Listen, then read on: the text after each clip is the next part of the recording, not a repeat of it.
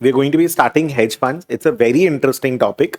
India में उतना number of hedge funds या उस तरीके से अभी हेज फंड्स नहीं है, but with the amount of data, with the amount of algo trading etcetera, and obviously the financial market जिस तरीके से डेवलप हो रहा है, it is getting traction. And plus we have the GIFT City, so वहाँ पर tax wise and everything, so there's a lot of trade and all that is happening now on a global level, and the volumes and liquidity of our markets has also been very good.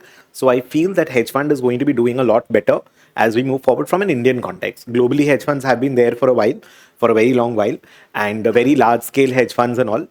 बहुत सारा बाहर का hedge fund का accounting का काम India में होता है. We've got companies like State Street, I think RCGM and all these companies who are doing a lot of hedge fund related accounting, hedge fund का market risk calculations, maintaining risk exposures and all of those things, portfolio rebalancing and all of that stuff. So what is hedge fund is where we need to start. Sorry. So कई बार क्या होता है ना, लेकिन थोड़ा सा practical, मतलब थोड़ा जानो चीज़ों के बारे में. सो व्हाट इज हेज फंड? एकदम सिंपल तरीके से अगर हम लोग देखेंगे, हेज फंड इज बेसिकली अमीर लोग का mutual fund. In a way if you look at it, थोड़ा बहुत हम लोग को एक कंपैरिजन, एक बेसिक समझना होगा. I want to first explain what a hedge fund does, and then हम लोग टर्मिनोलॉजी एंड ऑल में आएंगे. सो बेसिकली ब्रॉडली क्या हो रहा है यहाँ पर म्यूचुअल फंड में? अभी म्यूचुअल फंड कैसे वर्क करता है, I need to explain in order to be able to explain hedge funds. So mutual funds में कॉमन पब्लिक बहुत ही छोटा छोटा amount of money, even to the tune of 500 rupees invest कर सकता है. हम लोग को प्रोफेशनली अगर नहीं आता है इक्विटी रिसर्च करना, so in that case we put our money into mutual funds and all, and the mutual fund managers etcetera are investing in equity markets. हम लोग 500,000 2,000 whatever amount of money invest कर रहे हैं. Mutual fund has huge pool of money to invest in, तो वो professionally manage हो जाता है. गवर्नमेंट नहीं अलाउ कर सकता कि म्यूचुअल फंड में रिस्क लिया जाए. Risk as an equity risk वगैरह तो लोगे, लेकिन उल्टा पुल्टा रिस्क नहीं अलाउ करेगा. कॉमन पब्लिक का पैसा नहीं डूबना चाहिए, because savings is important GDP के लिए, ग्रोथ के लिए, इकोनॉमी के लिए. तो पब्लिक का पैसा सेफ्टी वाइज होना चाहिए. So mutual funds are highly regulated. Highly regulated मतलब आप शॉर्ट सेल नहीं कर सकते. शॉर्ट सेलिंग अलग से कहीं किया हुआ है मेरा. Otherwise you can see the terms, वो ग्लॉसरी में कुछ टर्म्स वगैरह भी मैंने अलग से कवर कराए हुए. सो कुछ कुछ बेसिक टर्म्स होगा तो देख सकते हो. नॉर्मली अगर अपने को लगता है कि शेयर प्राइस बढ़ने वाला है तो अपने शेयर्स खरीद सकते हैं, राइट. लेकिन अगर शेयर प्राइस मेरे को लग रहा है ओवर वैल्यूड है, कोई चीज़ महंगा है, ये गिरना चाहिए इन फ्यूचर, तो how do I capitalise on it? अगर मेरे पास वो शेयर ही नहीं है, मैं उससे फायदा कैसे उठाऊं? So in that case there is something called short selling, जहां मैं किसी और से शेयर उधार लेकर के मार्केट में बेच दिया, और उसके बाद जब वो प्राइस गिरा तब मैं उसको खरीद लूंगा. आई नो थोड़ा क्विकली बता रहा हूं, that is why I am telling you there are few terms which I have covered separately. You can see that short selling अगर किसी को प्रॉब्लम है तो. सो म्यूचुअल फंड में बहुत सारे रिस्ट्रिक्शंस होते हैं कि वो शॉर्ट सेल नहीं कर सकता. फॉर एग्जाम्पल, वो लेवरेज्ड इन्वेस्टमेंट्स नहीं कर सकता, लोन लेके पैसा नहीं लगा सकता मार्केट में. डेरिवेटिव्स यूज नहीं कर सकता. डेरिवेटिव्स अगेन क्या हुआ, मतलब वो एक तरीके का सट्टेबाजी हो गया, if I want to casually use that word. So आप एक तरीके का रिस्की स्ट्रैटेजीज नहीं खेल सकते. क्यों? क्योंकि कॉमन पब्लिक के साथ we do not want any kind of mess. And mutual fund ना पहले से बता देते हैं कि हमें लार्ज कैप फोकस फंड और मिड कैप फोकस फंड.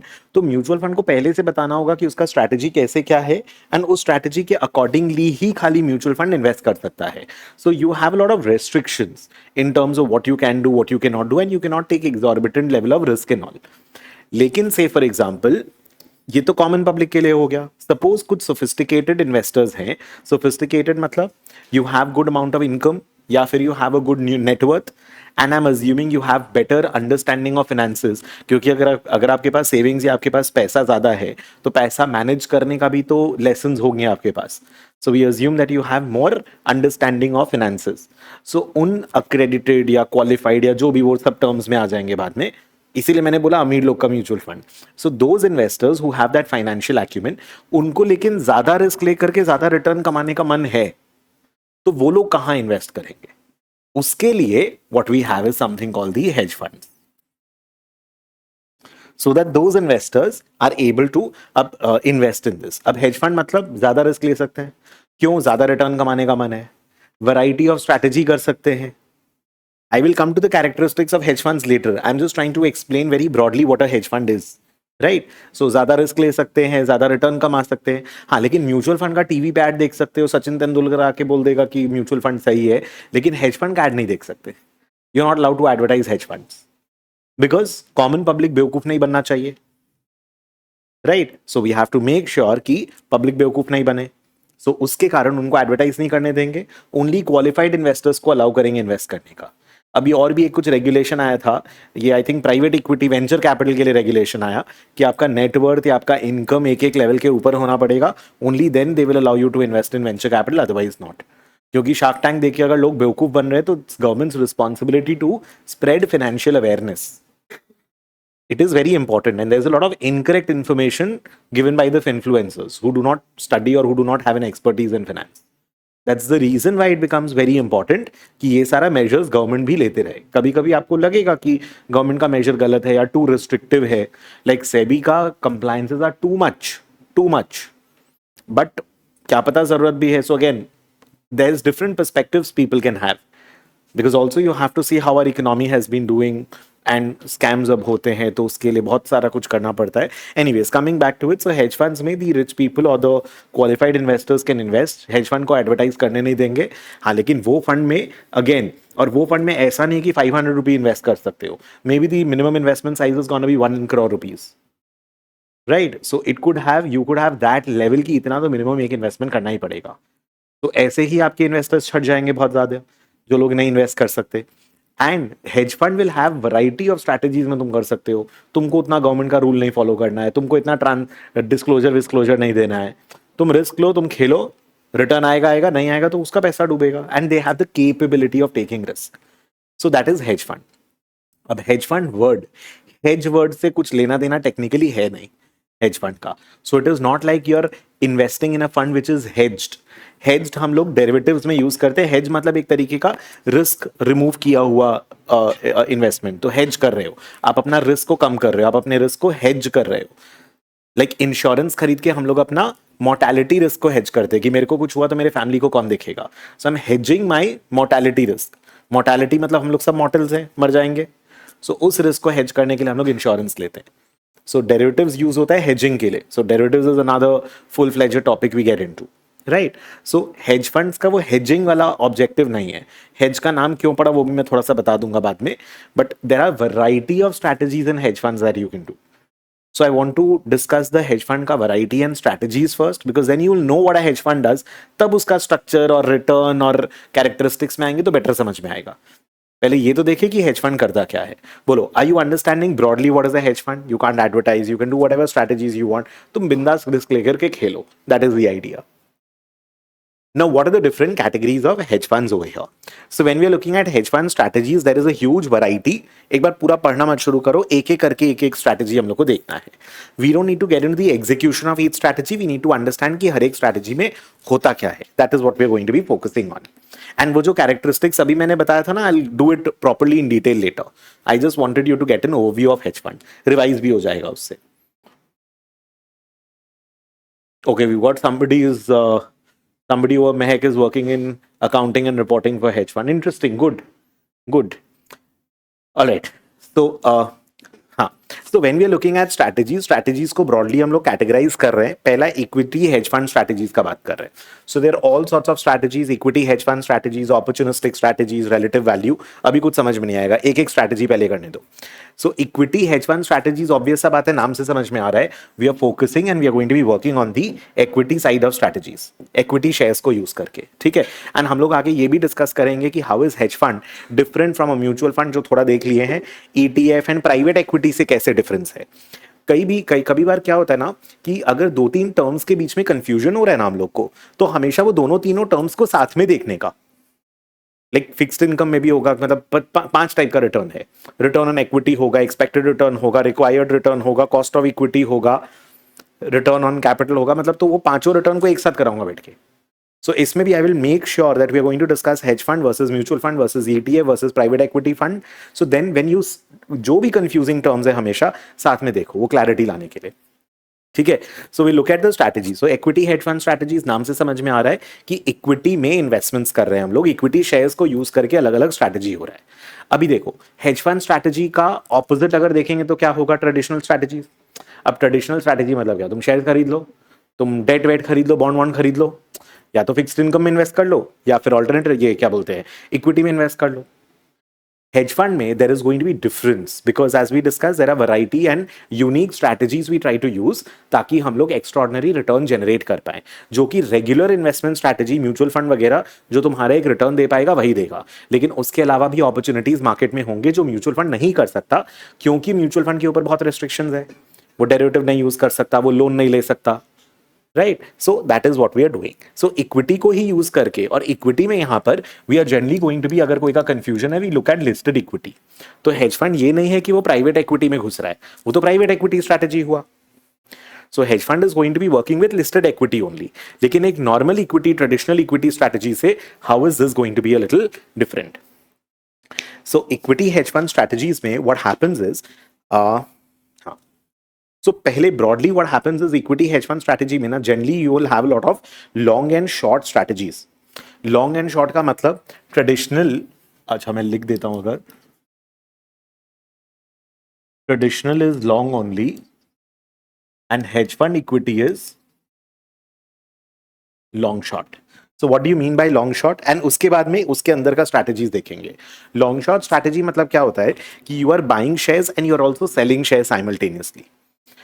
ये तो एकदम सिंपल सा थंब रूल होता है कि यू बाय, जो सस्ता होता है उसको खरीदते, जो महंगा होता है उसको बेचते. क्यों ऐसा करते हैं?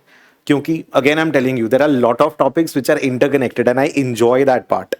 लेकिन लेवल 1 में क्या होगा कि जब आप एकदम बेसिक लेवल पे पढ़ रहे हो तो वो इंटरकनेक्शंस आपको धीरे धीरे समझ में आएंगे, एंड इसलिए आपको लगेगा कि एक जगह 5 टर्म आ रहा है.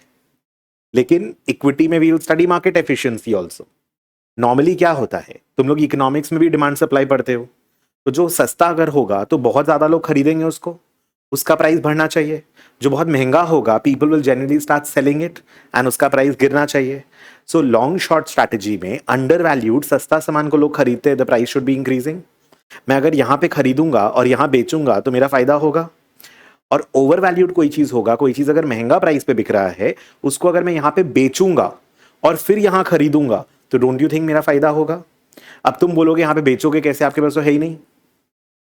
सपोज मेरे को लग रहा है gold is trading at a very expensive price, पता नहीं है अभी, actually gold is very tricky. So gold is, let's से I am assuming it is expensive. तुम्हारे पास घर में 1 किलो सोना पड़ा हुआ है, अज्यूम. तो I take that 1 kg gold from him, I sell it in the market today at X. एक महीना बाद मार्केट में 10% गोल्ड का प्राइस गिर गया, मैं 0.9x पे मार्केट में खरीद के 1 kg गोल्ड उसको वापस कर दिया. अब उसमें मत घुसो, वो क्यों तुमको भरोसा करके गोल्ड देगा and all, don't get into that. But technically I sold gold at X and I bought at 0.9x and I give it back to him. वो जो डिफरेंस है वो मेरा फायदा. So we can do these things कि overvalued securities को ही बेच करके इस तरीके से वर्क करता है.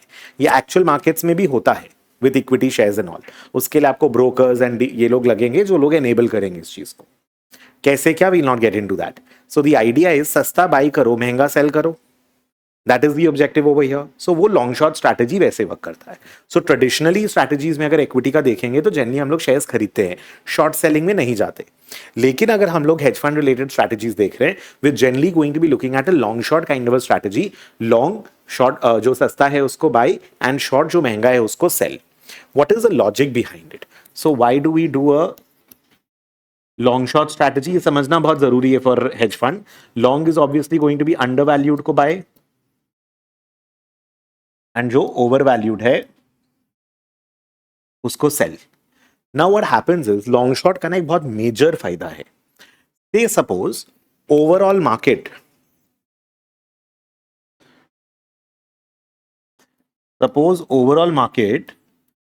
ओवरऑल मार्केट अगर इंक्रीज करेगा या डिक्रीज करेगा, अभी मेरे को नहीं पता कि इकोनॉमी का क्या होगा. I don't know what is gonna happen to the economy. अगर ओवरऑल मार्केट अच्छा करेगा तो जो अंडर वैल्यूड सिक्योरिटी है, let's say the undervalued is going to increase this much, और जो ओवर वैल्यूड है वो ऑलरेडी महंगा था मार्केट में, वो ज्यादा इंक्रीज करेगा कि कमती इंक्रीज करेगा? वो ऑलरेडी महंगा है, वो कम इंक्रीज करेगा, correct. So this will increase this much. Let's say तुमने अंडर वैल्यूड को बाई करके रखा था, वो ज्यादा बढ़ा, तो प्रॉफिट है कि लॉस है? तो तुम्हारा इतना प्रॉफिट होगा, करेक्ट. और जो ओवर वैल्यूड है उसको तुमने सेल करके रखा था और वो बढ़ गया, तो तुमको तो महंगा में खरीद के वापस करना पड़ेगा. सो लॉस है कि प्रॉफिट है? यहां पे लॉस है. लेकिन कितना लॉस है? इतना लॉस है. तो ये नेट नेट क्या हुआ? प्रॉफिट हुआ? Yes. In this situation let's see. So if something is under valued, वो ऑलरेडी सस्ता था, मार्केट अगर नीचे जाएगा तो वो ज्यादा गिरेगा कम गिरेगा? कम गिरेगा. लेट्स से गिरेगा. एक बार ये पकड़ो, जो ऑलरेडी बहुत महंगा था वो इससे ज्यादा गिरेगा कि इससे कम गिरेगा? इससे ज्यादा गिरेगा. जो ऑलरेडी सस्ता था वो थोड़ा और गिर जाएगा, और कितना गिरेगा? If something was too expensive then उसमें तो ड्रास्टिक फॉल आएगा ना. So this is going to be following this much. Correct. अब ये तुमने खरीदा था ना, अंडर वैल्यूड सिक्योरिटी तो बाई किए थे अपने, सस्ता बाई महंगा सेल, स्ट्रैटेजी यही होता है. तो इसमें लॉस है कि प्रॉफिट है? गिर गया. लॉस. जो खरीदे थे वो गिर गया तो लॉस होगा. और जो बेचे थे, तुम इस प्राइस पे बेचे थे, अब इस प्राइस पे खरीद के वापस करना होगा तो ये प्रॉफिट होगा. सो ये हम लोगों ने नेगेटिव पोजीशन लिया था इस पे, तो ये हम लोग का प्रॉफिट होगा. अब नेट नेट में बताना what is happening. Net net में प्रॉफिट है कि लॉस है? नेट प्रॉफिट है. देखो यहां पे भी प्रॉफिट हो रहा है, वहां पे भी प्रॉफिट हो रहा है. बढ़ा ज्यादा, गिरा का ये बढ़ा कम, ज्यादा बढ़ा उसमें खरीद के रखे थे, और जो ज्यादा गिरा उसको शॉर्ट सेल करके रखे थे, बेच के रखे थे. So in both the cases now, irrespective of what is going to happen with the market, traditional equity होता तो क्या करते? खाली खरीद सकते थे. मार्केट ऊपर जाएगा फायदा, नीचे जाएगा नुकसान. लेकिन यहां लॉन्ग शॉर्ट स्ट्रैटेजी में व्हाट इज हैपनिंग, मार्केट ऊपर जाए या नीचे जाए, अगर मैंने करेक्टली अंडर वैल्यूड और ओवर वैल्यूड सिक्योरिटीज को आइडेंटिफाई करके रखा है तो मेरा प्रॉफिट होगा ही होगा इन बोथ द केसेस. तो here I am not so much bothered about the market part of it. तुम समझो, मैं सपोज आईसीआईसीआई बैंक खरीदा और एचडीएफसी को शॉर्ट कर दिया. अब आईसीआईसीआई खरीदा और एचडीएफसी को शॉर्ट कर दिया, मैंने सेल कर दिया. As long as ICICI is going to do better than HDFC, मतलब बढ़ेगा तो आईसीआईसीआई बढ़ेगा ज्यादा, एचडीएफसी कम बढ़ेगा, और गिरेगा तो आईसीआईसीआई कम गिरेगा, एचडीएफसी ज्यादा गिरेगा. मतलब the return of ICICI is better than the return of HDFC. As long as this is true, banking industry को जो है मतलब नहीं है, मैं पैसा कमाऊंगा. बैंकिंग स्टॉक को कुछ भी हो, मेरे को क्या फर्क पड़ रहा है? I am gonna be earning money in this case, provided I have correctly identified कि ICICI will out perform HDFC. मैंने करेक्टली अगर आइडेंटिफाई किया कि ICICI is performing HDFC, then I will make money. और अगर मैंने उल्टा किया ना, तो दोनों केस में मेरा पैसा डूबेगा. जैसे दोनों केसेस में I am making money, in both the cases I will lose money as well. But इससे क्या होता है, आपका रिस्क टुवर्ड्स द मार्केट, क्योंकि आप एक स्टॉक खरीद के you are taking exposure towards market risk, और एक स्टॉक को बेच करके you are reducing exposure to market risk. बहुत जगह टर्म बीटा आएगा, बीटा को आप मार्केट रिस्क अज्यूम करो. बीटा का पूरा फॉर्मूला डिराइव करूंगा पोर्टफोलियो में, so don't worry about it. So beta को जस्ट अज्यूम मार्केट रिस्क. आज स्टॉक मार्केट ऊपर बढ़ेगा तो तुम्हारे स्टॉक्स भी जाएंगे ऊपर, स्टॉक मार्केट नीचे गिरेगा तो तुम्हारे स्टॉक्स भी डूबेंगे मार्केट में. वही मार्केट रिस्क है, वही बीटा है.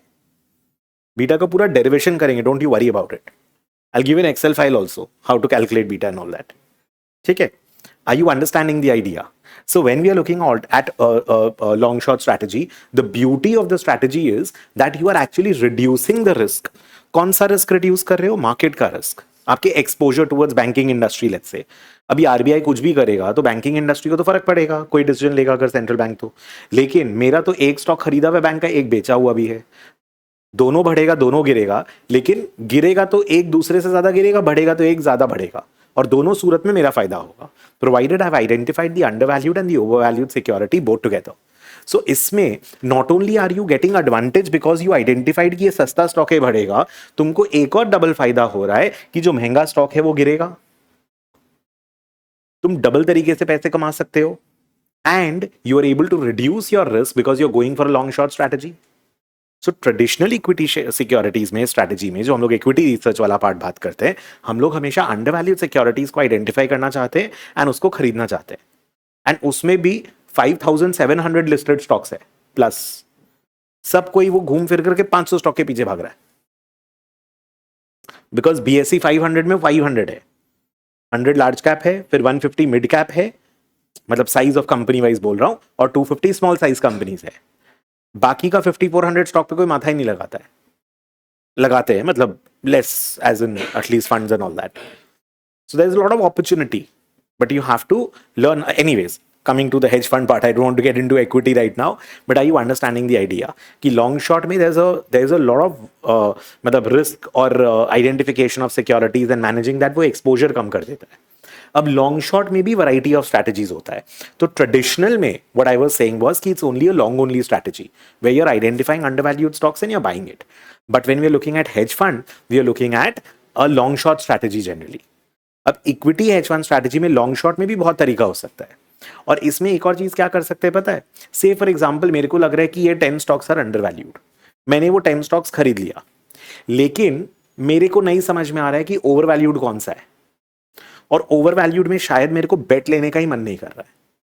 What I can do is मैं 10 स्टॉक्स खरीद लूंगा और मोटा मोटी उसके हिसाब से मैं इंडेक्स को ही शॉर्ट कर दूंगा. मतलब निफ्टी 50, मतलब ब्रॉड स्टॉक मार्केट इंडेक्स को शॉर्ट कर दूंगा. मतलब मैं कोई एक शेयर को नहीं बेच रहा हूं. मैं 10 स्टॉक्स खरीद लिया, लेकिन उससे मेरा मार्केट एक्सपोजर बढ़ गया, मार्केट रिस्क बढ़ गया. मार्केट ऊपर जाएगा मैं भी ऊपर जाऊंगा, मार्केट नीचे जाएगा मैं भी नीचे जाऊंगा. बट वो 10 अंडर वैल्यूड सिक्योरिटीज को खरीदा आइडेंटिफाई करके, लेकिन सेल मैंने ब्रॉड मार्केट इंडेक्स को कर दिया, Nifty market index, Nifty 50 and all. Tell me, are you following this? Are you understanding this? So it becomes very interesting कि हेज फंड स्ट्रैटेजीज में even if you not, you are basically doing a long shot in order to reduce और remove risk. मेरे को अगर नहीं भी पता है ना कि कौन सा शेयर ओवर वैल्यूड है, तुम ब्रॉड मार्केट को माइनस कर दो ताकि तुम्हारा बीटा कम हो, तुम्हारा मार्केट रिस्क कम हो. So that is the most important difference between a traditional long-only strategy, which normally mutual funds and all of us do, because mutual fund को short करने का वो ही नहीं है, right ही नहीं है, allowed ही नहीं है. And what we as investors also do, I don't do any shorting and all at all. So वो फिर broker and all वो होता है तरीका करने का. बोलो, are you understanding this? Are you understanding the broad equity hedge fund strategy? So you're going for a long short strategy over here. So this is basically, इससे फायदा क्या होता है? Either you remove or you reduce risk. और risk का जब हम लोग बात कर रहे हैं, आई am talking about market risk measured by beta, because you'll be getting this term very often. So the market risk is being measured by beta. How will we calculate beta? We'll see in portfolio. बोलो, are you clear with this? अब इसके अंदर का strategies becomes very very easy. अच्छा, और ये short position if not through specific stocks, short index, short the index. Short cell term मेरा अलग से पढ़ाया हुआ है, मतलब टर्म्स में ग्लॉसरी में. इंडेक्स का अगर नहीं होगा तो मैं वो भी करवा दूंगा, वो ऐड कर दूंगा ग्लॉसरी में. बोलो ठीक है, क्योंकि कुछ कुछ टर्म्स होंगे वो अक्रॉस सारे चैप्टर्स यूज आएंगे. बोलो क्लियर टिल हियर? बट वैसे समझ में तो आ रहा होगा सबको सब कुछ. Now in that equity hedge fund strategies it's going to be very easy. Like what is a market neutral strategy? नाम से समझने का ट्राई करो. वो लॉन्ग और शॉर्ट इस तरीके से करेगा कि तुम्हारा risk, market risk will become zero. मतलब क्वांटिटी ऑफ लॉन्ग और क्वांटिटी ऑफ शॉर्ट का इस तरीके से मिक्स मैच करेगा, लॉन्ग एंड शॉर्ट को कंबाइन करके, that your beta, your market risk towards broad market is equal to absolutely zero. मतलब तुम्हारा मार्केट के तरफ में टोटली न्यूट्रल हो जाएगा. So you will long short in a way to make beta equal to zero और market risk equal to zero. That's it. इतना easy है. मेन लॉन्ग शॉट समझना था, उसके बाद ये सारा strategy is just applying the same thing. Market neutral, your neutral towards the market, market risk neutral है. अब मार्केट ऊपर जाए नीचे जाए डजंट मैटर. एक एग्जांपल वाइज बता देता हूं. बीटा अगर 1.5 है तो उसका मतलब क्या होता है? अगर stock market, average stock market, तुम समझ लो average of 500 stocks, average of 200 stocks. So average stock market अगर 1% ऊपर गया तो मेरा स्टॉक 1.5% ऊपर जाएगा. एवरेज स्टॉक अगर 1% नीचे गया, मेरा स्टॉक 1.5% नीचे जाएगा. मतलब my risk is how many times of the market? 1.5 times. मेरा स्टॉक एवरेज मार्केट से 1.5 टाइम्स रिस्की है. यही बीटा और कुछ नहीं है. ये 1.5 का कैलकुलेशन विल डू लेटर. और वही अगर कोई स्टॉक 0.8x है, 0.8 बीटा है, मतलब अगर एवरेज मार्केट 1% बढ़ेगा मैं खाली 0.8% बढ़ूंगा. लेकिन अगर एवरेज मार्केट 1% गिरा भी तो मैं खाली 0.8% ही गिरूंगा. सो मेरा एवरेज, मेरा जो रिस्क है वो एवरेज मार्केट से ज्यादा है कि कम है? कम है, 20% कम रिस्क है मेरा। सो मैं जब स्टॉक को बाई कर रहा हूं तो मैं मार्केट का रिस्क ले रहा हूं, क्योंकि स्टॉक खरीदूंगा तो मार्केट बढ़ेगा, मेरा स्टॉक भी बढ़ेगा, मार्केट गिरेगा तो वो भी गिरेगा। But by shorting stocks I am also doing the opposite. So market neutral strategy में मैं अपने अंडर और ओवर वैल्यूड को, मैं अपने लॉन्ग और शॉर्ट पोजीशन को, ऑब्वियस सा बात है, लॉन्ग किसको करते हो? Long is under valued and short is over valued. So we are going to be combining the long and short positions, the undervalued and overvalued stocks in such a way that I'm going to be having a market neutral position. This is very easy.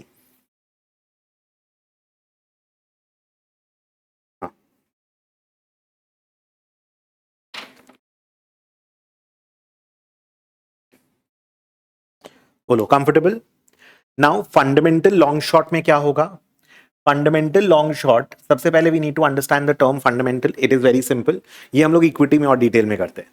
So fundamental strategy is, market में दो तरीके का trade होता है, दो तरीके से equity में हम लोग इन्वेस्ट करते हैं या देखते हैं. सो इक्विटी में यू हैव फंडामेंटल और टेक्निकल. टेक्निकल मतलब आप वहां पर चार्ट्स, प्राइसेस, पैटर्न्स वो सब देख करके ट्रेड वेड कर रहे हो, वो टेक्निकल होता है. टेक्निकल्स देख रहे हो, patterns, charts and all that, and it is more for trading. Fundamentals is way you're trying to look at the company. अच्छा, बैलेंस शीट क्या है, इंडस्ट्री क्या है, क्या गवर्नमेंट का पॉलिसी आ रहा है, कौन सा स्टॉक अच्छा करेगा, खराब करेगा. फंडामेंटल्स ऑफ द स्टॉक देख रहे हो, जो कि इक्विटी रिसर्च का पार्ट होता है, जो कि इन्वेस्टिंग का पार्ट होता है. So when we are looking at fundamental strategy, मतलब हम लोग टेक्निकल्स के बेसिस पे नहीं बता रहे हैं कि अंडर वैल्यूड क्या है, ओवर वैल्यूड क्या है. हम लोग स्टॉक्स चेक कर रहे हैं कि which stock is under valued and over valued based on our research, based on our expectations and calculations. तुमको लग रहा है कि नहीं यार, IndiGo is very under valued, let's say, because it is getting more and more monopolised and all, as an duopoly हो गया एक तरीके का मार्केट में, और 50% प्लस शेयर इंडिगो का है, and people are preferring IndiGo more and more. ये फंडामेंटल तरीका हुआ देखने का. और इंडिगो का ही चार्ट को देख करके अगर जज कर रहे हो, वो टेक्निकल तरीका हुआ देखने का. बोलो, are you following this? And suppose आपको लग रहा है कि नहीं यार, जोमैटो ब्लिंकिट एकदम तोड़ रहा है, डी मार्ट के शेयर्स नीचे गिरने चाहिए, रेगुलर मॉडल नहीं चलेगा. सो इन दैट केस आप बोलोगे कि नहीं, Avenue supermart is over valued suppose, और एशियन पेंट्स को आप ओवर वैल्यूड बोल दोगे. Too much competition has happened, पहले का नहीं चलेगा. ऑल्दो आई नो पिटा हुआ प्राइस है थोड़ा, but still just giving an example. Are you understanding the idea? So these are fundamentals. Fundamental long short में normally you have a net long position.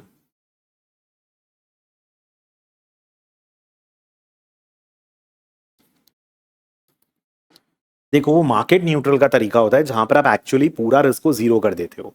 But otherwise हम लोग के जितने भी स्ट्रैटेजीज होंगे ना, ये तीनों के तीनों में नेट नेट में आप लॉन्ग पोजीशन लोगे.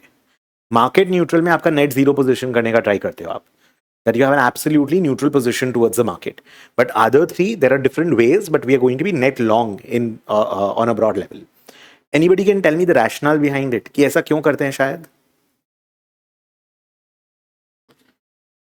Yes, very good. So overall normal market का ट्रेंड क्या होगा? Yes, आप अगर ऐसा देखोगे तो ऐसा दिख सकता है आपको, लेकिन अगर आप एक बड़ा ग्राफ जूम आउट करके देखोगे, मतलब अगर 20 साल देखोगे, तो market is always going to be upwards. कौन सा मार्केट है जो परमानेंटली गिरा है, बताओ? हाँ, कुछ है एग्जाम्पल दो. I am not talking about war torn places and all that which is एकदम ही डूबा बर्बाद. But normally if you see any developed economy, developing economy, any normal economy, war torn वाला नहीं बात कर रहा हूं, तो every economy long term 20 years, 30 years, 50 years ऊपर जाएगा ही जाएगा. So you may not want to take that bat.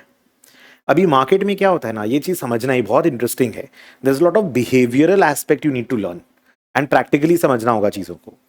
Short bias strategy क्या होगा, मैं वापस आऊंगा इन पे. Short bias strategy is going to be particularly focused. Short bias is going to be particularly focused on, it is going to have a net short position. नाम से समझ में आ रहा है? अभी मैं बोल रहा हूं कि लॉजिकल है कि नेट लॉन्ग पोजीशन रहता है, तो शॉर्ट बायस क्यों नेट शॉर्ट पोजीशन रखेगा? कोई ना कोई लॉजिक होगा. तुम शेयर अगर खरीद रहे हो तो कोई ना कोई तो तुमको बेच ही रहा है ना. And if you are selling, somebody else is buying. So you'll always have opposing opinions in the market. So कभी भी इन्वेस्टमेंट में, मार्केट में, फाइनेंस में, इनफैक्ट बिजनेस मैनेजमेंट, कोई भी चीज में, never ever be overconfident. And always you know be, मतलब ये मतलब आज के समय में इतना इंफॉर्मेशन, इतना सब चीज में अपने आप को एक कॉन्फिडेंट रखना, एंग्जाइटी को कम रखना is a very big task today, because there so much noise around, too much noise, शांति दिखता ही नहीं है किसी को करियर को लेके, कोई भी चीज को लेकर के। तो ये सब चीज ना बिल्ड करना होगा, these are also very important things to do. So अभी इकोनॉमी में, मार्केट में इतना नॉइज होता है एंड बहुत सारे अपोजिंग ओपिनियंस मिलते हैं। शॉर्ट बायस वाले को ये लगता है कि ट्रेडिशनली तो everybody does long only, undervalued में तो कंपटीशन बहुत है, मारामारी बहुत है। So most of the undervalued stocks would probably would have already been recognised, क्योंकि अंडर वैल्यूड के तो पीछे पूरा दुनिया भाग रहा है रिसर्च करके, और everybody is not able to short sell. आज अपने रिटेल इन्वेस्टर्स तो कोई शॉर्ट सेल करता ही नहीं है mostly, right? So there is less competition and there is more availability of overvalued securities. That is the logic for people who do short bias strategy. And इनका थोड़ा थोड़ा सा contrarian view भी होता है।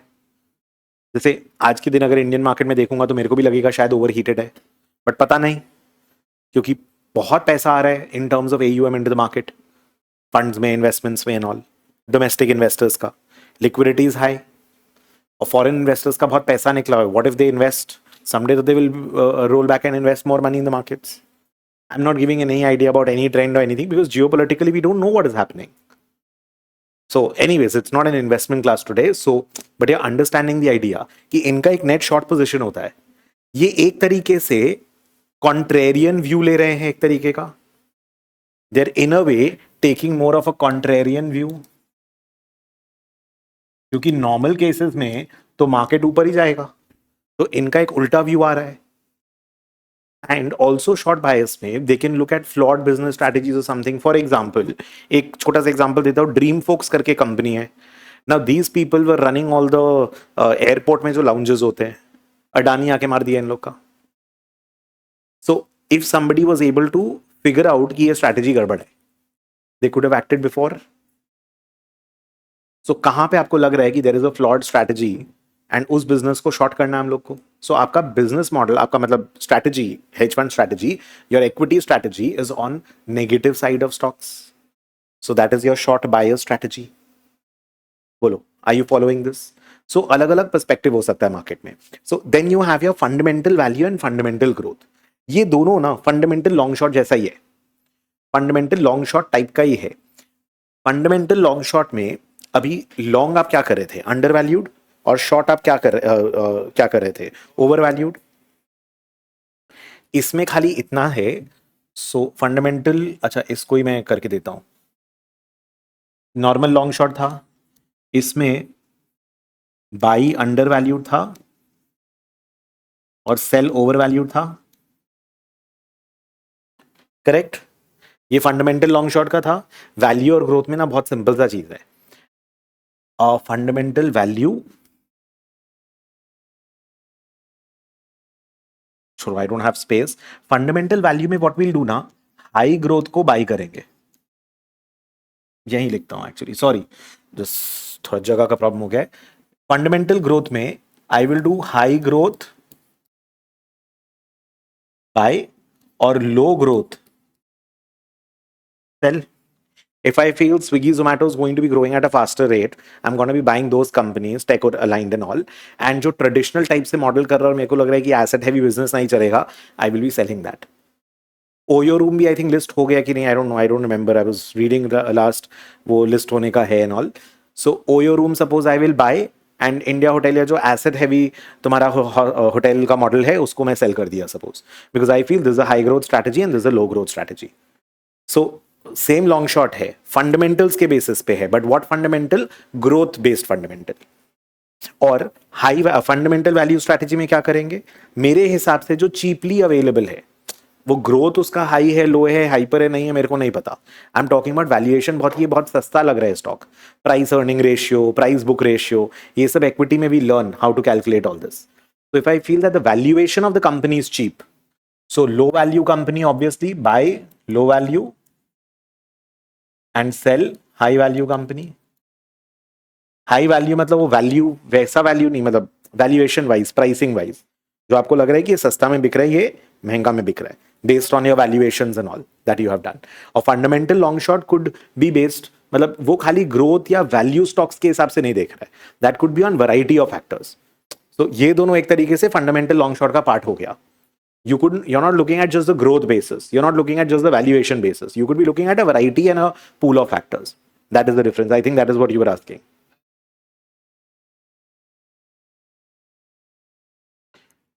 Undervalued, नहीं, low. Okay, so under valued मतलब ये प्राइस होना चाहिए, ये है. ओवर वैल्यूड मतलब ये प्राइस होना चाहिए, ये है. ठीक है.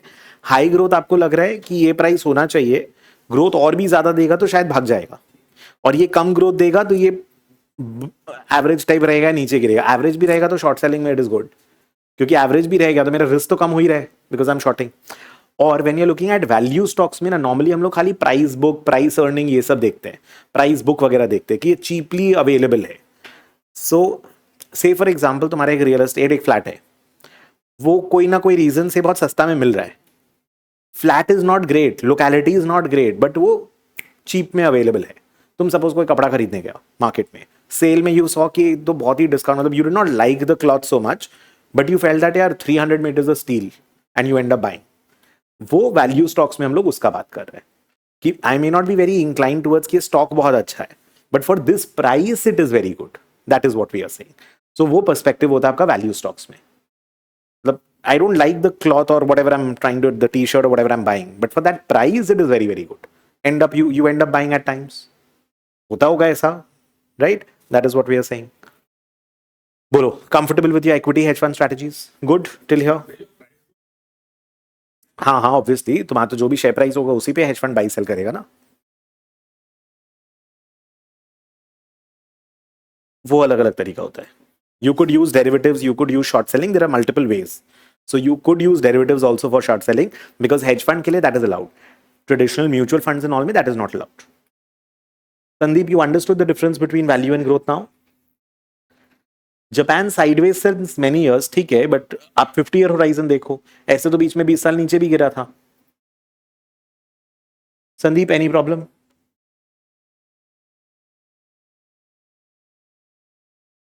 All right, so some of you have a doubt over here. I'll just repeat this, then I'll move to the next strategy. Because strategy execute नहीं करना है, we just need to know what strategy is what. हम लोग already बहुत depth में कर रहे हैं. Short bias is basically आपका net short position होगा. That's it. यही जानना है. Short bias strategy में मेरा long position से ज़्यादा short position है. Market neutral में short and long equal करके रखे ताकि market risk zero है. Right? And ये सारे strategies में बाकी तीन generally net long position होगा, जो कि टेक्निकल्स नहीं फंडामेंटल के बेसिस पे होगा. When we are talking about fundamental growth versus fundamental value, आप किस तरीके से अंडर वैल्यूड और ओवर वैल्यूड सिक्योरिटीज को आइडेंटिफाई कर रहे हो, उसमें डिफरेंस है. फंडामेंटल ग्रोथ बोलता है हाई ग्रोथ को खरीदो, लो ग्रोथ को बेचो. Now, obviously, it depends on whether you've correctly identified which stocks are going to be growing at higher rate and which stocks are going to be growing at a lower rate. And fundamental value valuation के ऊपर खेलता है कि whether it is possible that the stock may not be a very good buy. Say for example, SpiceJet बर्बाद type का company है, but तुम Idea Vodafone, but तुमको लग रहा है कि शायद ये बहुत, मतलब it is extremely cheap and value for money.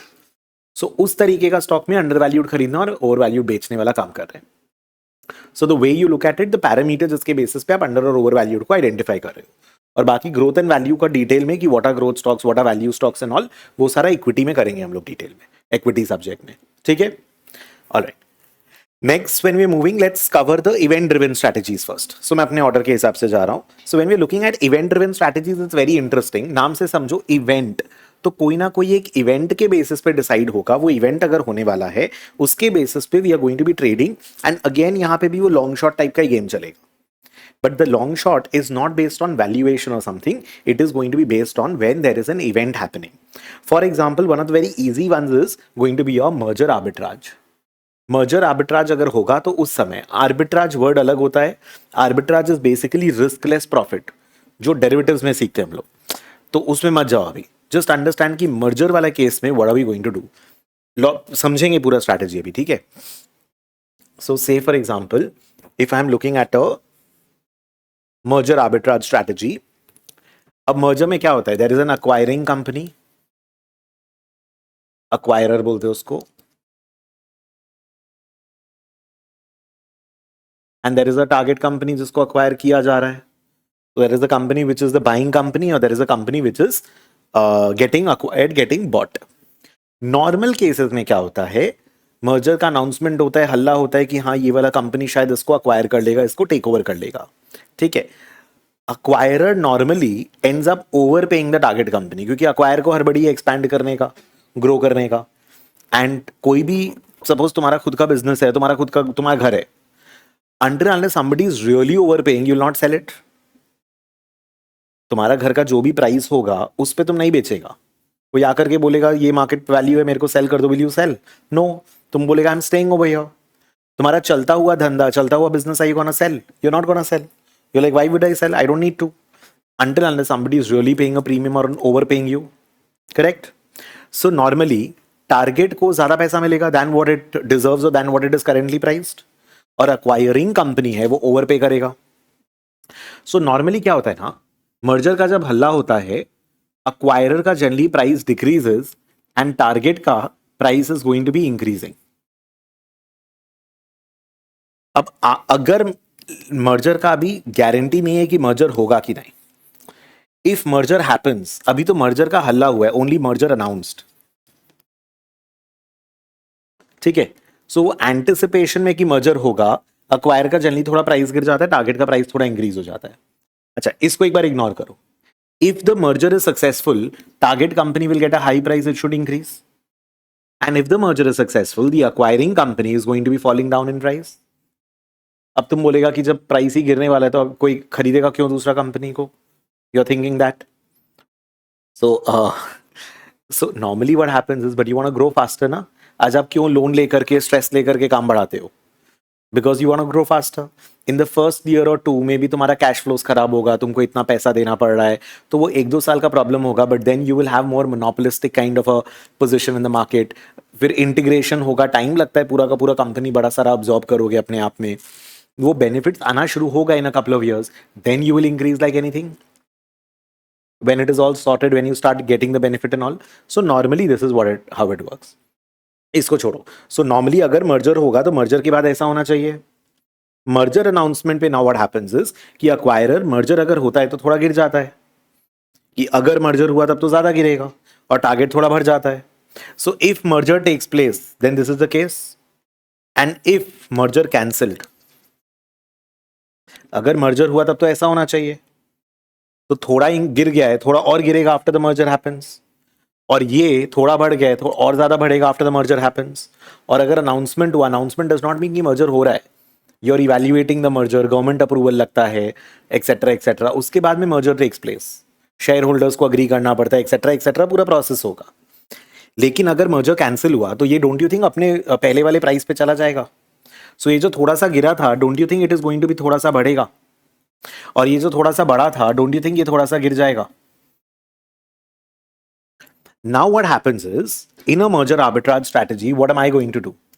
As a hedge fund, तुम evaluate करोगे, the hedge fund is going to evaluate whether the merger will be successful or the merger will be a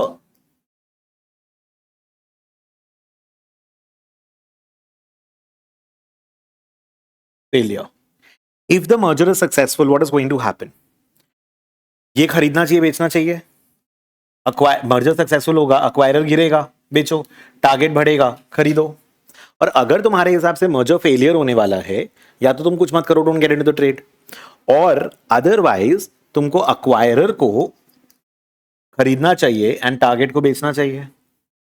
If you're expecting the merger to fail. Now the hedge fund, before the actual merger takes place, the hedge fund is going to do the calculation कि तुम्हारे हिसाब से government approval आएगा कि नहीं, because you have also seen past में कौन से को अप्रूवल हुआ है, किसका नहीं हुआ है, ड्यू डिलिजेंस वर्कआउट करेगा कि नहीं, ये प्राइस पे ट्रेड हो पाएगा कि नहीं, ये प्राइस पे शेयर होल्डर्स मानेंगे कि नहीं. You do your research and analysis and evaluate. So ये मर्जर आर्बिट्राज स्ट्रैटेजी हुआ, जहां पे आप अक्वायरर और टारगेट कंपनी का लॉन्ग शॉर्ट करके ट्रेड कर रहे हो. ये एक इवेंट के ऊपर ट्रेड कर रहे हो, वैल्यूएशन के ऊपर नहीं ट्रेड कर रहे हो.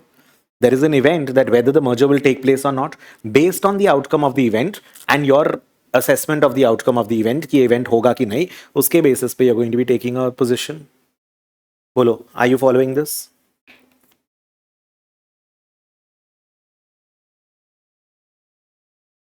बोलो clear, this is your merger arbitrage.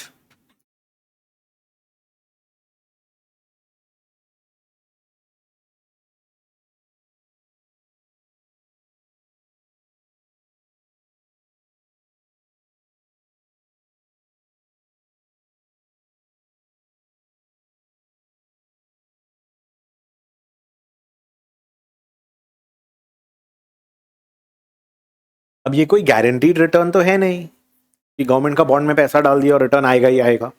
This is not a risk free return, this is not a risk free strategy. Arbitrage normally हम लोग रिस्क फ्री स्ट्रैटेजी टर्म के लिए यूज करते हैं, जो कि आप डेरिवेटिव्स में पढ़ते हो, राइट. सो ये रिस्क फ्री नहीं है, ये आर्बिट्राज स्ट्रैटेजी टेक्निकली नहीं है. अब आपका क्वेश्चन होगा कि then why are you calling it arbitrage. The reason you are calling it arbitrage is because there is a long and a short happening. Normal में आर्बिट्राज जब हम लोग करते हैं, डेरिवेटिव्स में सीखते हैं, हम लोग जनरली लॉन्ग शॉर्ट करते हैं, एक चीज को बाई एक को सेल. उसके लिए यहां पर इसको कैजुअली ये वर्ड यूज किया जा रहा है merger arbitrage, but it is not a risk free strategy. You may not need this entire thing as it is, but मेरे को पता है कि तुमको हेज फंड स्ट्रैटेजी में लेवल 2 में क्या लगेगा और लेवल 3 में क्या लगेगा. So instead of teaching you half heartedly right now, there will be position जहां पर क्योंकि क्वेश्चन आ गया तो, एंड थोड़ा सा डेप्थ अगर बिल्ड होगा, क्योंकि अंडरस्टैंडिंग बिल्ड होगा, तुम्हारा कैलकुलेशन नहीं है, सम्स नहीं है, बट आई नो कि लेवल 2 में then it becomes easier for me. क्योंकि कुछ कुछ जगह पे होगा कि लेवल 1 में आधा पढ़ा है, लेवल 2 में नेक्स्ट आधा पढ़ा है, बट आधा पढ़ाने से क्या होगा, मे बी अंडरस्टैंडिंग क्लियर नहीं होगा. मैं खाली रटा मरवाऊंगा अगर कि मर्जर आर्बिट्राज ये होता है, तो तुमको तो वो समझ में नहीं आया ना फिर. एंड एनीवेज लेवल 2 में we need to revise, so make it so strong your foundation. So that is the reason वो interconnection I know. So trust me on this. If I'm doing anything extra और कम बेसी जहां पे भी, वो मैं सोच के करा रहा हूँ, मैं आगे का प्लान के साथ करा रहा हूँ कि यहाँ पे भी फायदा होगा और आगे फिर becomes easier also. ऑब्वियसली मैं लेवल 2 सारा नहीं पढ़ाऊंगा लेवल 1 में, बट कुछ कुछ जगह पे जहां पे जरूरत होगा कॉन्सेप्ट स्ट्रॉन्ग करने के लिए, I will do that. And I know कि I am anyways gonna be using that for you later. Got it? Take this, it's very interesting. You should know कि मर्जर आर्बिट्राज कैसे होता है. Take this once. Merger arbitrage is good.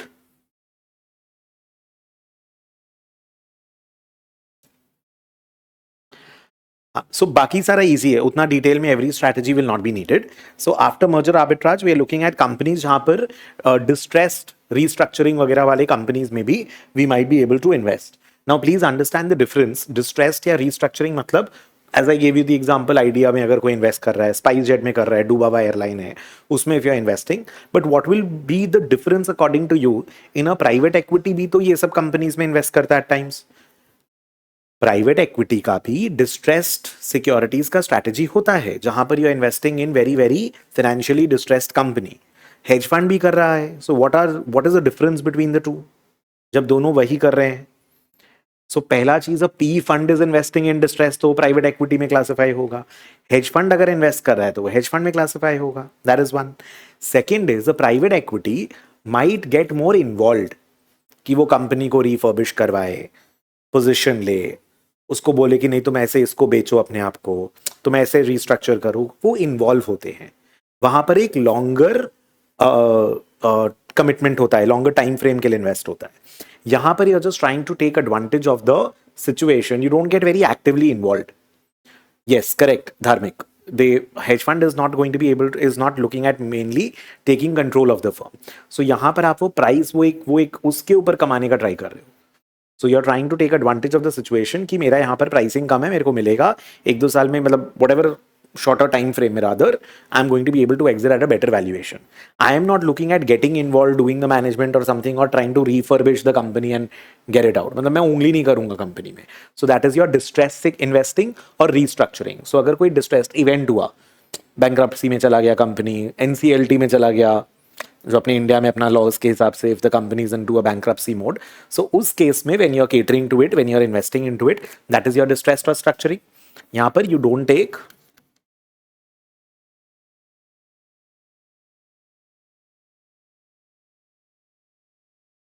And shorter time horizon.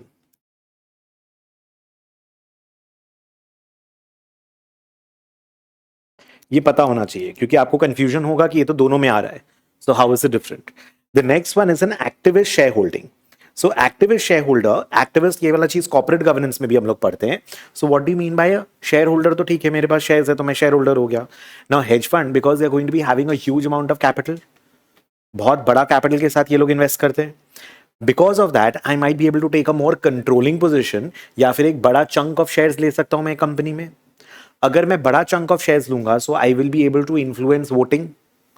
So basically मैं voting power के साथ में invest करूंगा and activist share holder की तरफ अपना काम करूंगा, where I am going to be voting, I am going to be an activist share holder. जैसे मैं कोई कंपनी में शेयर्स खरीद रहा हूं तो मैं तो पैसिव शेयर होल्डर हूं, I don't vote and all that, time ही नहीं है.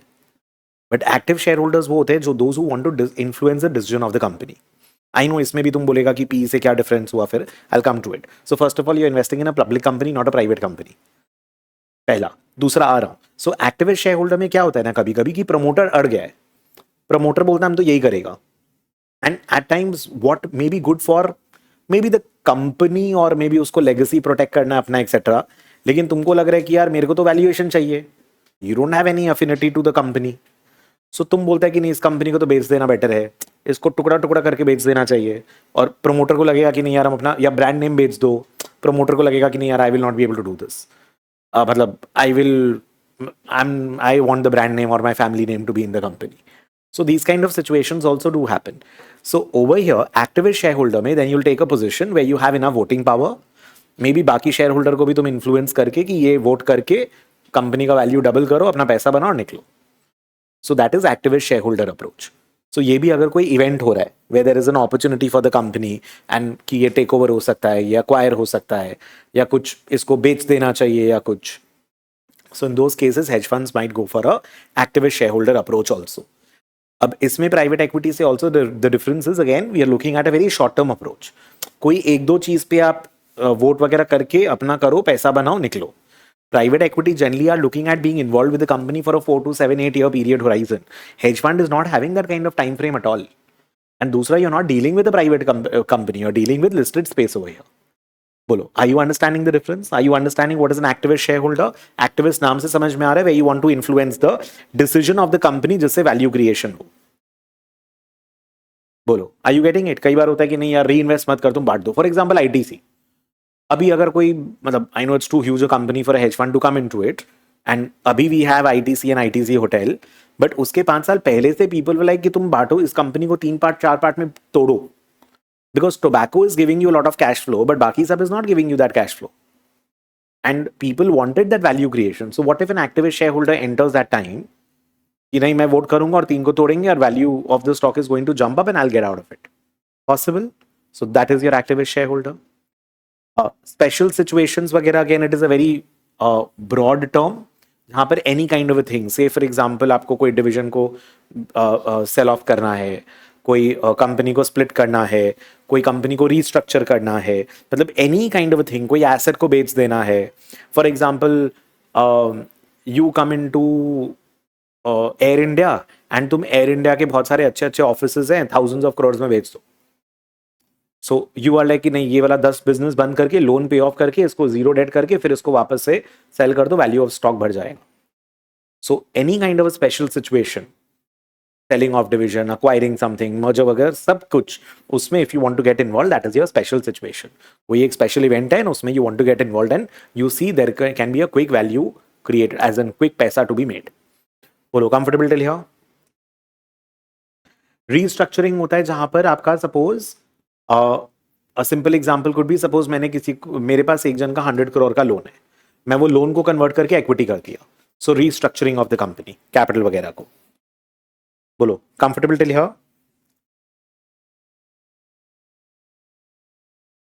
Next we look into the relative value strategy. Relative value strategy is also going to be, अगर नाम से समझो रिलेटिव वैल्यू, ये लॉन्ग शॉट टाइप का ही है. But we're not doing it on the equity side. We could be looking at variety of securities. So मैं एक equity buy एक equity sell का बात नहीं कर रहा हूँ. I'm looking at buying something else and selling something else type. How? एक दो example करेंगे, we'll understand. But there is going to be a buying and selling relative value. दो securities का आपस में relative value. Excuse me, sorry.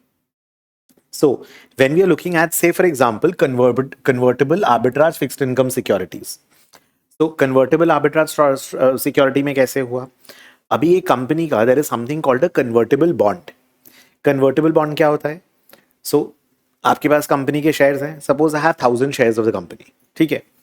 मेरे पास 1000 shares है at the rate of 50 each, तो शेयर का वैल्यू कितना होगा? 50,000। एंड मेरे पास 5 बॉन्ड है या 50 बॉन्ड है, 1000 का प्राइस है एक बॉन्ड का, सो ये 50,000 वर्थ का बॉन्ड है। Let's not do 50,000, let's do, ठीक है, एक बार लेट्स डू दिस, एक बार, I don't want to get into complicating it. Now what if this bond is convertible into equity? There are bonds which are convertible into equity shares. So अभी मेरे को लग रहा है कि कन्वर्टेबल बॉन्ड में मेरे को इतना अच्छा इंटरेस्ट मिल रहा है, एंड कन्वर्टेबल बॉन्ड मतलब आपका मन होगा तो आप कंपनी को बॉन्ड देकर के इक्विटी शेयर्स ले सकते हो। तो कभी कभी जो कंपनी को लोन लेना है लेकिन उसको कोई लोन नहीं देने को रेडी है because the company is very risky, so they give these kind of security. In fact अपने स्टार्टअप में किए थे ना, जब अपने प्राइवेट इक्विटी डिस्कस कर रहे थे कि कंपनीज बोलता है कि यार इतना रिस्की, हम इसको डेट तो नहीं देंगे, इसको लोन तो नहीं देंगे क्योंकि डूब गया तो वो कन्वर्टेबल बॉन्ड इशू कर देता है। We discuss convertible bond in fact in private equity, then we were discussing. तो उसमें वो क्या करेगा, वो कन्वर्टेबल बॉन्ड दे देगा कि ठीक है, अगर company does not do well तो तुमको तो इंटरेस्ट मिल रहा है, और if it does very well तो तुम कन्वर्ट करके इक्विटी में कन्वर्ट कर लेना, उसको अपने बॉन्ड को इक्विटी में कन्वर्ट कर लेना। If share price does well you will also enjoy that. So there are these kind of securities जो कंपनीज इशू कर रहे हैं। अब मेरे को क्या लग रहा है ना कि कन्वर्टेबल बॉन्ड मतलब it is cheaper two by convertible bond, और या फिर मैं एक ऐसा स्ट्रैटेजी करता हूं जहां मैं इसको प्लस और इसको माइनस कर दिया, सपोज थिंक अबाउट इट, इसको प्लस किया तो मेरे को इंटरेस्ट मिल रहा है रेगुलरली, ठीक है, एंड एक तो इंटरेस्ट मिल रहा है,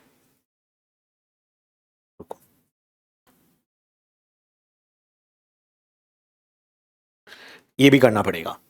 so let's say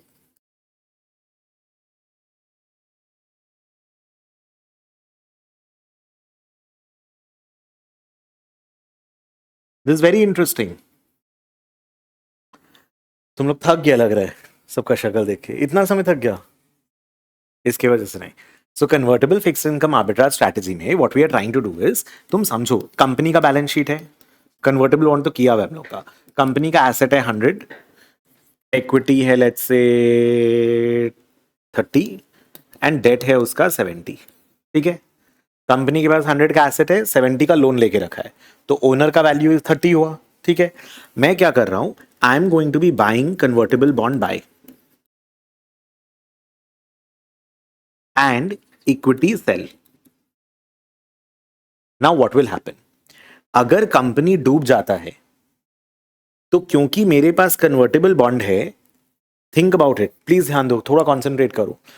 if the company डूब गया, सो कन्वर्टेबल बॉन्ड है तो मेरे को एक तो इंटरेस्ट मिल रहा था रेगुलरली, अब कंपनी डूबेगा तो मेरे को तो पहले पैसा मिलेगा ना, पहले तो आई am gonna get money right, पहले बॉन्ड होल्डर्स को पैसा मिलता है, फिर जो बचता है वो शेयर ओनर्स को जाता है, करेक्ट। एंड प्लस इक्विटी मैंने शॉर्ट सेल करके रखा है, तो अगर कंपनी डूबेगा तो उसका शेयर प्राइस बढ़ेगा कि गिरेगा? गिरेगा। मेरा फायदा कि नुकसान? फायदा। So one, I have a priority, and second I am going to be gaining over here. And say for example ऐसा नहीं हुआ and the company does fabulously well, so equity share price तो भाग जाएगा ऊपर। Now there is a problem over here if this goes up, तो in that case what I will do is, मैं यहां पे इंटरेस्ट तो एंजॉय कर ही रहा था ना, मैं इसको इक्विटी में कन्वर्ट करके I will convert it to equity and I will pay off the equity share holders, जिससे स्टॉक बोरो किया था उसको स्टॉक वापस कर दूंगा। स्टॉक प्राइस भाग गया ऊपर तो कन्वर्टेबल बॉन्ड को कन्वर्ट कर देंगे। बट ओवरऑल मेरे को जो लग रहा है कि I should be probably buying convertible bond and selling equity. अब इसमें कन्वर्टेबल बॉन्ड कोई 50,000 का कन्वर्टेबल बॉन्ड ऐसा नहीं होगा कि 50,000 का शेयर्स में कन्वर्ट हो सकता है। इट इज पॉसिबल कि 70,000 का convertible bond is convertible into 50,000 worth of shares. अब आप बोलेगा ऐसा क्यों? कन्वर्टेबल बॉन्ड है, तुमको मतलब इंटरेस्ट भी दे रहा है, तुम्हारा पहला प्रायोरिटी ऑफ क्लेम है, तो कन्वर्जन रेशियो ये सब चीज पे डिपेंड करता है। फिक्स्ड इनकम में भी स्टडी डिटेल में कन्वर्टेबल बॉन्ड वाला part. But the idea is that if the company is going to do very badly, मेरे पास प्रायोरिटी ऑफ क्लेम यहां से और यहां पे बम्पर फायदा, और अगर कंपनी बहुत अच्छा कर गया तो भी I am kind of hedged, मेरा रिस्क कम है क्योंकि मैं कन्वर्टेबल बॉन्ड को इक्विटी में कन्वर्ट करके इक्विटी जो शॉर्ट सेल किया उसको कवर अप कर लूंगा। So on one side मेरा risk is less and on the other side I could be making a lot of money because पहला क्लेम इससे और इससे तो बम्पर फायदा होगा ना, because the company is doing bad, equity तो बहुत झटका से गिरेगा, काफी ज्यादा गिरेगा. So this is what I'm trying to do in a convertible fixed income arbitrage strategy. Again, please mind you, not an arbitrage.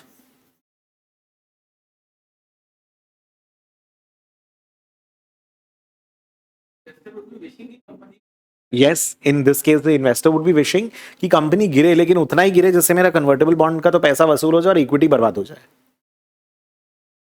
And also we'll see what is the pricing of convertible bond etcetera.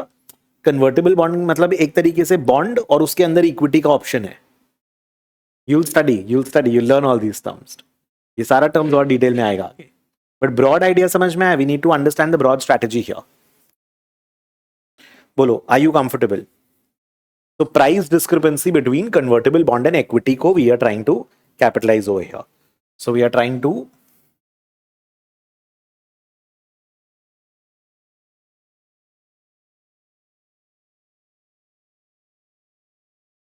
Convertible bond and equity का plus minus कर रहे हैं. Convertible bond के अंदर equity option embedded.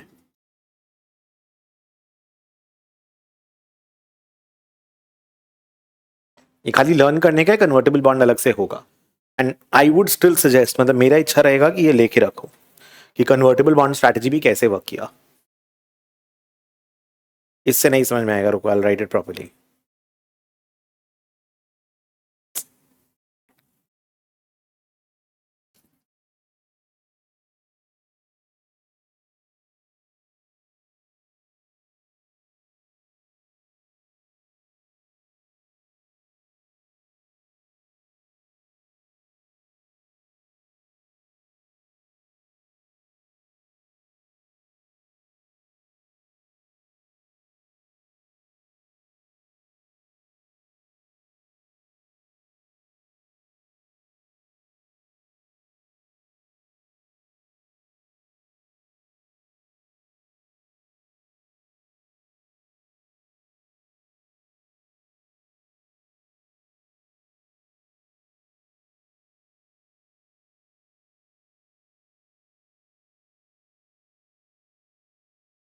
ये ले लो, convertible bond plus and equity minus में if the company does badly, convertible bond will have first claim on the assets and equity minus से profit होगा. And if the company does great, convertible bond को equity में convert करके अपना equity का जो short position था उसको cover कर लेंगे हम लोग. बोलो clear? So take this one down at least. पता होना चाहिए, मगअप करने से नहीं होगा.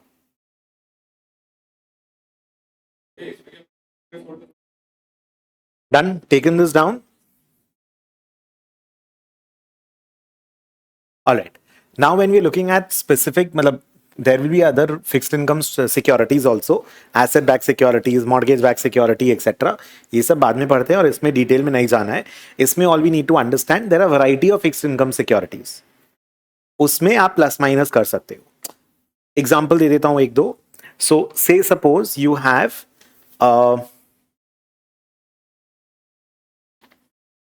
वो एक्चुअली नेक्स्ट में आएगा. अच्छा, let me explain this and I will come to this. It will be easier for you to understand. General fixed income securities. अभी इसमें मैं क्या किया, मेरे को लग रहा है कि रिलायंस का एक बॉन्ड इशू किया हुआ है. ठीक है, गवर्नमेंट का बॉन्ड है जो 5% इंटरेस्ट देता है और रिलायंस का बॉन्ड है जो 7% इंटरेस्ट देता है. Let's assume once. ठीक है, अब इसमें डोंट यू थिंक कि मेरे को लगेगा कि यार रिलायंस भी डिफॉल्ट तो नहीं करेगा. करेक्ट. मैं गवर्नमेंट बॉन्ड पे 5% पे पैसा बोरो कर लिया, गवर्नमेंट बॉन्ड को शॉर्ट सेल करके. I'll sell the government bond and I'll borrow money at 5% and I'll invest 7% of Reliance का security. और उसमें देखो कि मेरा तो खरीद से पैसा लगा नहीं. I'm making 2% return free of cost. या फिर मैं अपना 20 रुपीज लगाऊंगा लेकिन 100 बोरो करके 120 इन्वेस्ट करके मैं वो 120 के ऊपर मैं 2% का स्प्रेड कमाऊंगा. Are you understanding? मतलब मैं 100 तुम 120 छोड़ो, 100 बोरो करेंगे 5% पे और 100 इन्वेस्ट करेंगे 7% पे. मेरा घर से कोई पैसा लगा नहीं है और 2% का मैं गैप अर्न कर रहा हूं. नॉर्मल मार्केट्स में इट मे वर्क, लेकिन अगर वही स्ट्रेसफुल मार्केट हो गया और एकदम ही इकोनॉमी एकदम वो रिसेशन में चला गया तो उसमें क्या होता है ना, गवर्नमेंट बॉन्ड का प्राइस बहुत बढ़ जाएगा. और तुमने गवर्नमेंट बॉन्ड को बेचा था ना, और तुम्हारा रिलायंस का बॉन्ड का वैल्यू गिरेगा. सो योर बेटिंग कि मार्केट अगर नॉर्मल होगा तो हाई क्वालिटी बॉन्ड को बेच दो और लो क्वालिटी बॉन्ड में इन्वेस्ट कर लो. लो क्वालिटी नहीं, but let's say government bond को सेल करके कॉर्पोरेट बॉन्ड को बाय कर लो. What you are doing over here is, let's say government bond sell, corporate bond buy, something of this sort. और भी तरीका होता है. से फॉर एग्जाम्पल आप ए रेटेड बॉन्ड को, ट्रिपल ए बॉन्ड है, ट्रिपल ए बॉन्ड मतलब तुम समझ लो रिलायंस है, suppose I am just giving random example. हाँ, and let's say triple B bond है. ट्रिपल बी बॉन्ड का एग्जाम्पल लेट्स से कोई एक अच्छा बट मीडियम साइज कंपनी बताओ. सपोज कल्याण ज्वेलर्स पकड़ लो. मेरे को नहीं लगता कल्याण ज्वेलर्स, नहीं अभी थोड़ा झोल, I don't know, I have not been tracking it very closely. Gold का स्टॉक था, ठीक है, कल्याण ज्वेलर्स लो ना एक बार for the sake of example. मेरे को लग रहा है कल्याण ज्वेलर्स भी इतना गोल्ड का रिपोजिटरी है, इन्वेंट्री है और इतना सारा चेन वेन बना के रखे, डूबेगा तो नहीं. सो मैं ट्रिपल ए बॉन्ड मतलब एकदम हाई रेटेड बॉन्ड रिलायंस को सेल करके मैं कल्याण का बॉन्ड खरीद लिया. नॉर्मल मार्केट सर्कमस्टांसेस में इट्स ओके, दोनों ही डिफॉल्ट नहीं करेगा. लेकिन अगर इकोनॉमी एकदम डूबने वाला सिचुएशन आता है, this strategy might backfire. So this is again selling and buying, but you understanding it's not equity, it's actually a general fixed income security. कि एक जनरली हम लोग लो यील्डिंग सिक्योरिटी को सेल करते हैं, बाय बोरो करते हैं, और हाई यील्ड जो ज्यादा इंटरेस्ट देता है उस पर इन्वेस्ट कर देते हैं. जो कम इंटरेस्ट सिक्योरिटी उसको बेचो, मतलब लोन ले लो कम रेट पे और हायर रेट पे इन्वेस्ट कर दो. So that is what we do generally in general fixed income securities and all. उसके बाद वी हैव वो स्पेसिफिक फिक्स्ड इनकम में, फिक्स्ड इनकम में भी ना अलग अलग टाइप का सिक्योरिटीज होता है जो आप फिक्स्ड इनकम में पढ़ते हो. Mortgage back security, asset back security. तुम समझ लो bond based on real estate. Mortgage back security हो गया होम लोन का फिक्स्ड इनकम सिक्योरिटी. सो जैसे दो फिक्स्ड इनकम सिक्योरिटी पे प्ले कर रहे थे, सस्ता इंटरेस्ट रेट पे बाई कर बोरो करके गवर्नमेंट पे बोरो करो, कॉर्पोरेट पे इन्वेस्ट करो, वैसा टाइप का अलग अलग फिक्स्ड इनकम सिक्योरिटी के साथ वी कैन डू. बाकी we don't need to get into the details of this strategy. बोलो क्लियर. सो अलग अलग टाइप का फिक्स्ड इनकम स्ट्रैटेजी पे वी कैन डू दैट. अब इसमें वॉलेटिलिटी वी लीव एक बार के लिए, you don't need it now. Multi strategy में क्या होता है, there could be a variety, volatility भी बता दूंगा. मल्टी स्ट्रैटेजी में क्या होता है, वैरायटी ऑफ स्ट्रैटेजीज हो सकते हैं, वैरायटी ऑफ सिक्योरिटीज हो सकते हैं. वहां हम लोग खाली इक्विटी का बात कर रहे थे, यहां भी हम लोगों ने मोस्टली फिक्स्ड इनकम सिक्योरिटीज का बात किया. But there could be multiple different kinds of securities जिसके बीच का प्राइसिंग को कैपिटलाइज किया जा सकता है. अभी एक जन यहाँ पे स्टूडेंट का डाउट था वारंट्स को लेके. वारंट क्या है वो बाद में देखेंगे. प्रेफरेंस शेयर्स कन्वर्टेबल भी हो सकता है. There could be a variety of securities in the market जिसके प्राइस डिस्क्रिपेंसी को कैपिटलाइज कर सकते हैं शायद. मे बी मैं कन्वर्टेबल बॉन्ड इक्विटी की जगह बॉन्ड और इक्विटी कर लिया, सपोज बॉन्ड और इक्विटी में ही कर लिया अगर possible. So multi strategies basically different multiple securities, different securities को कंबाइन करके. सपोज तुमको एक आईटी कंपनी और यूएस डॉलर आईएनआर पे ट्रेड मार दिया, बिकॉज आईटी कंपनी एक्सपोर्ट कर रही है, उसका डॉलर का एक्सपोजर है. तुम सपोज ऐसा टाइप का कुछ कर दिया था, या कल्याण ज्वेलर्स और गोल्ड को लेके कुछ कर दिया था. एसेट क्लास ही चेंज कर दिया. वन इज गोल्ड कमोडिटी और Kalyan Jewellers is gold jewellery business. So उसका स्टॉक को लेकर के कुछ किए, that is your multi strategy. We just need to know the name of the strategy and what it does, और कुछ नहीं चाहिए अभी. बोलो clear till here, easy. Alright, next is your opportunistic strategies. Basically जो भी मार्केट में broader economy में जो अपॉर्चुनिटी वगैरह चल रहा है उसके बेसिस पे हम लोग स्ट्रैटेजी का बात कर रहे हैं. Let me do the types, it will become easier. Macro strategy is a very common strategy. Macro क्या हुआ, suppose I am looking at कि किन किन कंट्री में इलेक्शंस होने वाला है या किस कंट्री का क्या हालत चल रहा है. I will decide on, I will go long on Indian equity market. I will go long on let's say Vietnam का market. I will go short on USD currency. I will probably go long on gold. मतलब commodity हो, currency हो, fixed income हो, equity हो, कुछ भी हो. मैं सिक्योरिटी ओवर वैल्यूड है, आईसीआईसीआई बेटर है, वो सब मैं जा रहा ही नहीं. मेरे को अगर इंडियन मार्केट में पोजीशन लेना है, मैं इंडिया का निफ्टी खरीद लूंगा, इंडेक्स खरीद लूंगा, मैं गवर्नमेंट का बॉन्ड खरीद लूंगा. मतलब I am not trying to figure out ये सस्ता ये महंगा at all. It is a macro strategy. It is not a fundamental. It is not where I am looking at any kind of valuation and all. I am particularly looking at larger broader macro trends कि globally अभी ये होने वाला है. Oil price अभी बढ़ने वाले because middle east में ऐसा होगा, रशिया ऐसा करेगा, वो वैसा करेगा. So fixed income, commodities, equities, ये सारा चीज को लेकर के I am going to be trading. Banks ऐसा करेंगे, इकोनॉमी में ऐसा हो सकता है, जियोपॉलिटिकल ऐसा हो सकता है. सो वेरी वेरी मैक्रो वाला टाइप का strategy.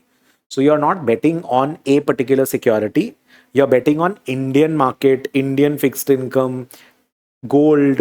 You're not betting on a stock, you're not betting at a fixed income, you're not betting at ये bond और ये company और ये, you're betting on countries basically, broadly if I say. So global macro strategies or macro strategies, global macro भी बोलते हैं इसको, because it is more on a global level that you're doing. So we use derivatives हो गया, ETF हो गया, ये सब करते हैं. सिक्योरिटी में नहीं जाते, यहाँ पर आप ETF वगैरह के थ्रू करते हो. म्यूचुअल फंड भी नहीं कर रहे हैं. मैं ये नहीं बोल रहा हूँ ये फंड मैनेजर एक्स्ट्रा कमा के देगा. I want to take a broader exposure on the economy, on the markets broadly. India अच्छा करेगा, ये कंट्री खराब करेगा, उस तरीके से. So that is your macro strategy. Tell me comfortable? Good till here? And the managed futures is particularly commodity futures में ज़्यादा फोकस होता है इसमें, क्योंकि आपने बात किए थे कि कमोडिटी में क्या होगा कि आप फिजिकल डिलीवरी लेकर के तो ट्रेड नहीं कर सकते हो. कमोडिटी अपने डिस्कस कर चुके हैं, राइट. सो कमोडिटीज में normally we are not able to take physical positions as such. घर पे लाके कैसे रखेंगे? And don't just think of gold, think of natural gas, think of oil, right. So उनमें फ्यूचर्स को यूज करके trade करना पड़ता है. तो manage futures is basically futures का म्यूचुअल फंड. मैनेज फ्यूचर्स को थिंक अबाउट इट कि फ्यूचर्स को यूज करके you're trading, you're making money and you're trying to generate income out of it, just purely based on futures and all. High price है किसी का तो by कर लिया, लो प्राइस है सेल कर दिया. So you are trying to understand prices increase decrease किस तरीके से, कमोडिटी प्राइस ऊपर नीचे कैसे होगा, कमोडिटी प्राइस गोल्ड वगैरह compare to inflation, interest rate. So commodity का भी you try to understand how the commodity is going to be behaving based on macro economic variables. So वो सब के बेसिस पे what you doing is manage futures. What do you mean? नाम समझो, managed futures. So futures का trading manage करके you are trying to make money, particularly focused on commodity. क्योंकि equity future ये सब तो बाकी स्ट्रैटेजी में भी तो डेरिवेटिव यूज करना अलाउड है. अपने तो हेज फंड है, we can do anything. So equity में ले रहे हो, फिक्स्ड इनकम में ले रहे हो, तो उधर ही फ्यूचर्स यूज कर लेंगे. कमोडिटी का एक्सपोजर लेने का कोई तरीका नहीं था. That is why we use futures for commodities predominantly. So वही वाला चीज अपने बात करें कि मैनेज फ्यूचर्स में we are going to be having more of commodity futures and all that, and उस पर we are going to try and make money.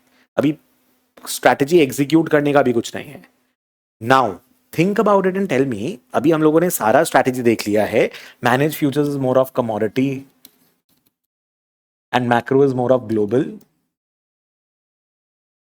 And समझ में आ रहा है अपॉर्चुनिस्टिक क्यों बोल रहे हैं? Based on the opportunity in the market right now. Asian market कैसा कर रहा है, सेंट्रल बैंक्स कैसा कर रहे हैं. सेंट्रल बैंक्स अभी गोल्ड को उठा रहे हैं, तो तुम बोलते हो कि नहीं गोल्ड खरीद लेना चाहिए. So how do you go about it? Now just observe once, इसमें हेज कुछ नहीं हो रहा है. इतना सारा स्ट्रैटेजी है, कोई रिस्क फ्री रेट तो नहीं कर रहा है. आज ये तुम्हारा मार्केट न्यूट्रल स्ट्रैटेजी भी कोई रिस्क फ्री नहीं है.